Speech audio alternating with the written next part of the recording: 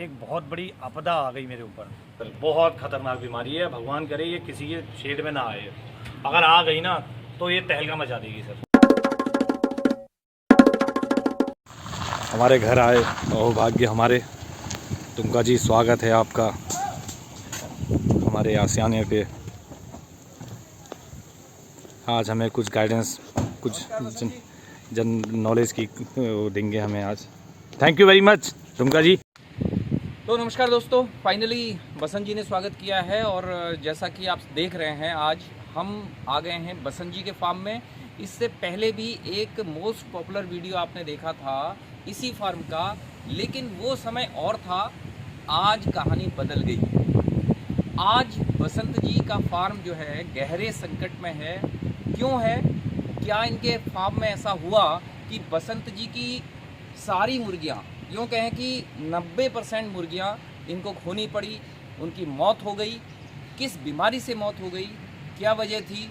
आइए आज बसंत जी से मिलने आया हूं मैं। उन्होंने स्पेशली बुलाया है ताकि आप लोगों तक ये बात पहुंच पाए और फार्म भी आज आपको दिखाता हूं मैं। तो नमस्कार बसंत जी। नमस्कार जी। चलिए, आप हंसते हुए दिखाई दे रहे हैं। तो सबसे पहले बताइए बसंत जी, हुआ क्या था? जी दुमका जी, पहले तो मैं आपका बहुत बहुत धन्यवाद कहूँगा जी थैंक यू। कि आप इस अपने चैनल के थ्रू ये जो बीमारियां हैं लोगों को बताते हैं। तो मैं ये कहूँगा कि सर एक बहुत बड़ी आपदा आ गई मेरे ऊपर। तो क्या हुआ बसंत जी?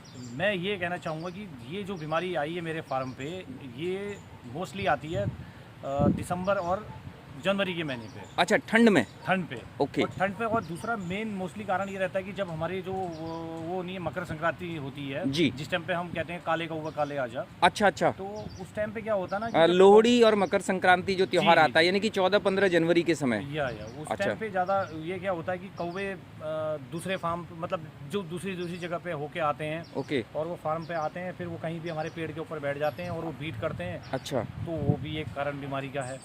अच्छा, आप ये कह रहे हैं कि ये जो कौवे या पक्षी थे, जी, ये संक्रमण को लेके आ गए फार्म तक? बिल्कुल बिल्कुल। अच्छा। मेरा 90% तो यही है। ओके। और दूसरा ये है कि जब मौसम अचानक चेंज होता है जी। तो उस टाइम पे एक दस्तक ये बीमारी देती है। ओके। तो ये बीमारी क्या आई, मेरा पूरा फार्म ही खाली कर दिया इस बीमारी ने। My God. तो बसंत जी ये बताइए कि आपको सबसे पहले कैसे आभास हुआ कि कुछ प्रॉब्लम है फार्म में? मेरे फार्म पे क्या है ना, मुर्गियाँ पहले कुछ छिक कर रही थी।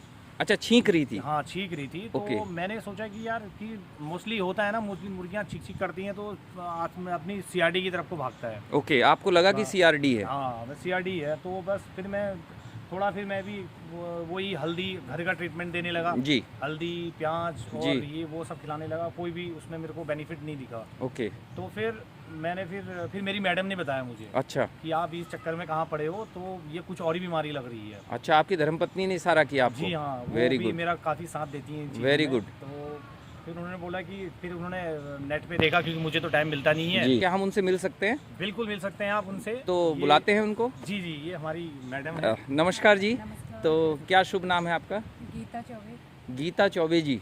तो आपने इस संकट की घड़ी में जो है बसंत जी को क्या राह दिखाई थी? बताएंगे कि आपको कैसे आभास हुआ कि जो बसंत जी सीआरडी सोच रहे हैं सीआरडी नहीं है?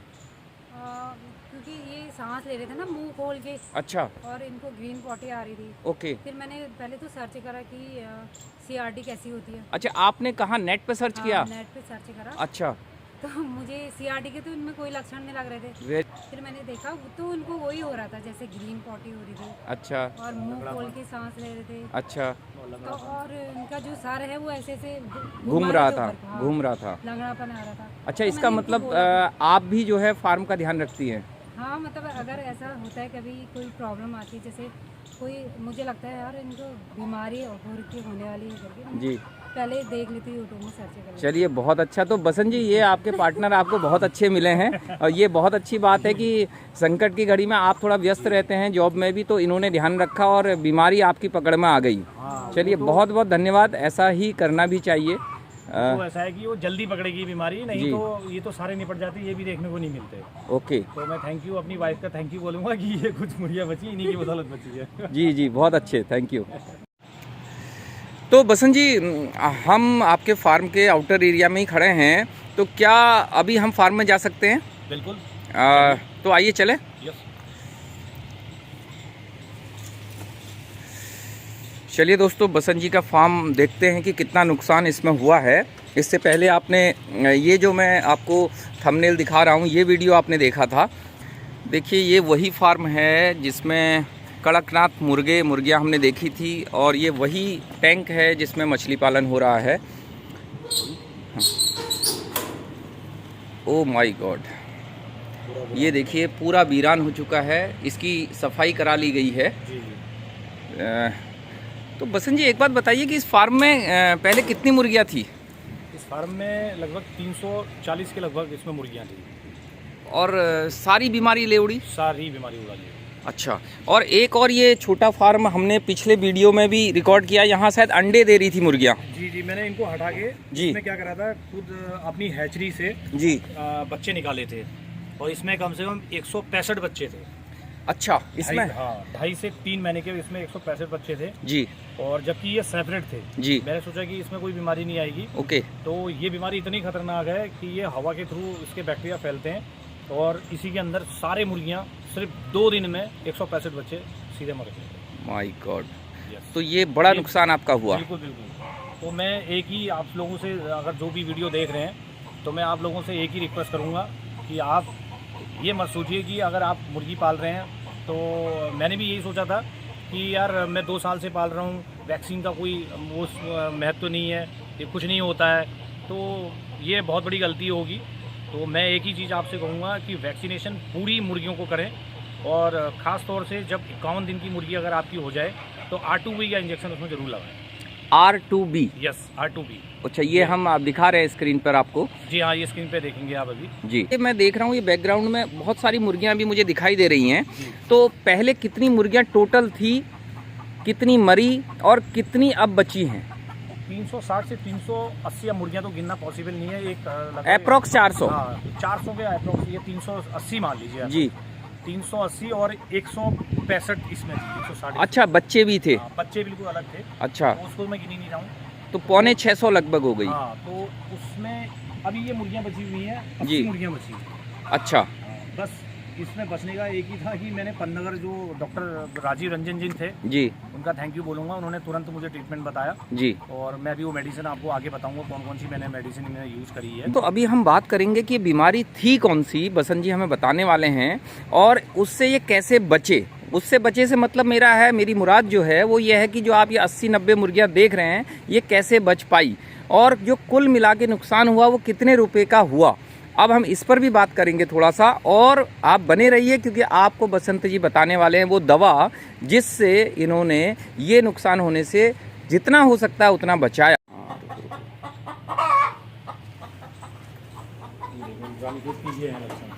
देखिए, अभी भी रानीखेत के लक्षण यहाँ पर थोड़े बहुत बचे हुए हैं।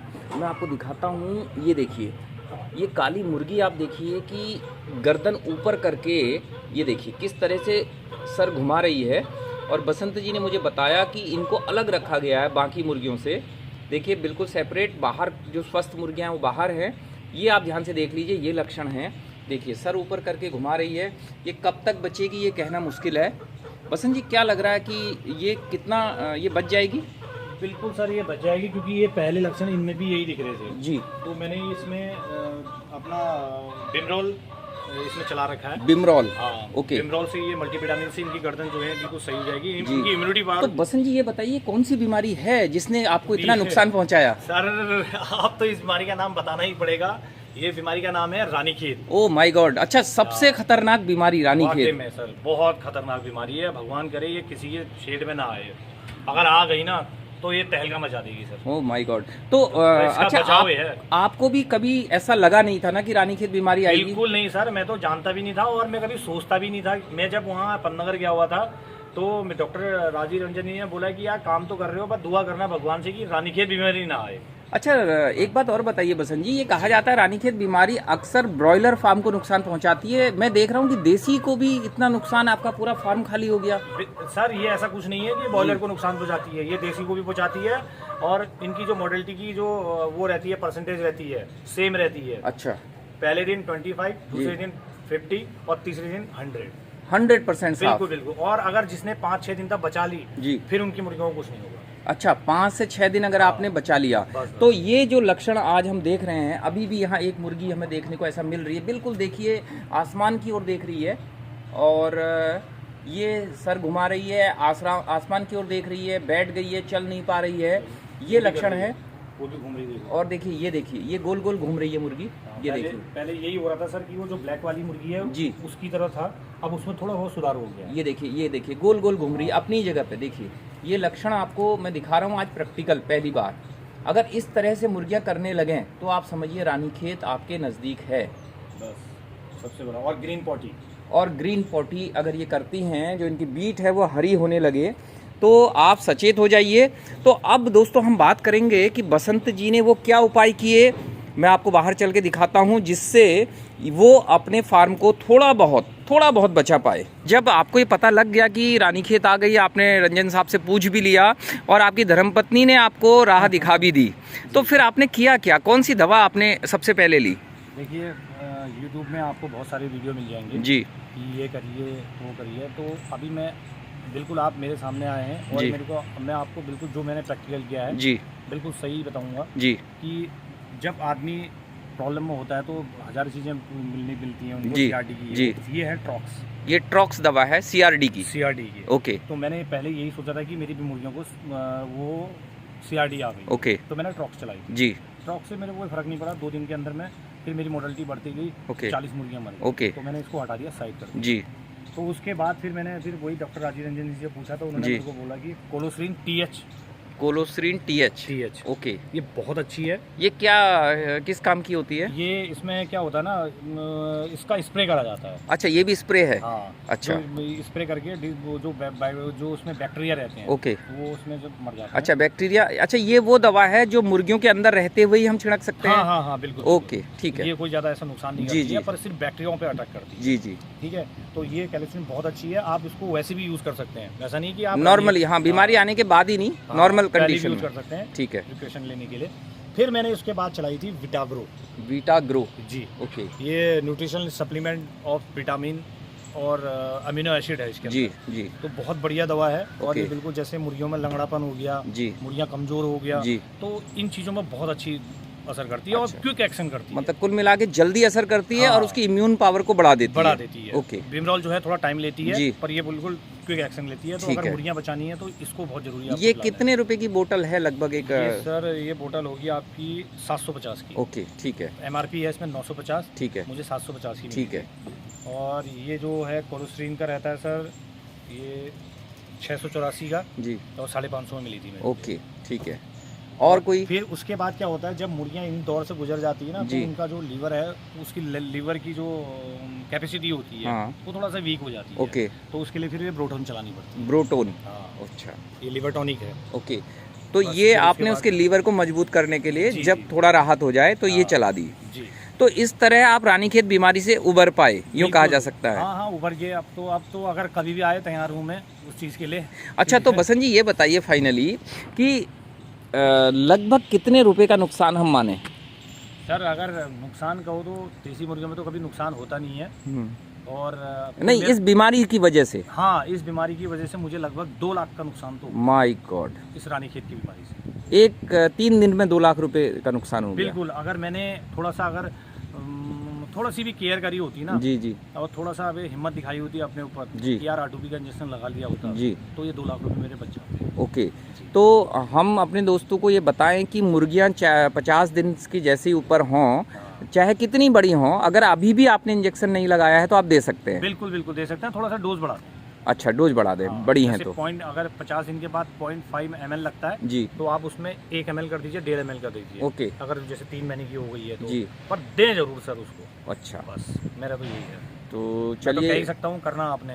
नहीं, ये बिल्कुल आप ठीक कह रहे हैं। तो बसंत जी, आज आपने जो है एक बहुत ही ऐसी जानकारी हमें दे दी जो मुर्गी पालकों के लिए सबसे खतरनाक रोग है, और वो उस दौर से आप गुजर चुके हैं, उस कड़वे अनुभव से आप गुजरे हैं, और आपने न सिर्फ अपना फार्म दिखाया और साक्षात हमें अभी रानीखेत मुर्गी के दर्शन भी करवा दिए। वो मैंने सिर्फ आपके लिए रखी थी सर। तो जी जी जी जी, मेरी आपसे फ़ोन पे बात हुई थी, लेकिन मैं रिक्वेस्ट करूंगा इनको भी जल्द से जल्द आप सही कर दें। बिल्कुल सही कर और दूंगा। हमारे दोस्तों के लिए अंत में कोई मैसेज आप देना चाहें मुर्गी पालकों के लिए? जी, मैं अंत में यही कहूँगा कि अगर आपको मुर्गी पालने का शौक़ है ना, तो आपको मैनेजमेंट पे थोड़ा सा ध्यान देना है। और दूसरा ये है कि अगर आपको मुर्गी पालने का शौक़ है ना, तो दुमका जी का चैनल पकड़ लो आप, तो कामयाबी तुम्हारे जी जी, thank you sir, thank you Basant ji, बहुत बहुत धन्यवाद। और हम दुआ करते हैं कि आप इस बीमारी से आपकी मुर्गियां उबर जाएं और आप पहले से भी ज़्यादा प्रॉफिट कमाएं। थैंक यू, नमस्कार। ओके, नमस्कार।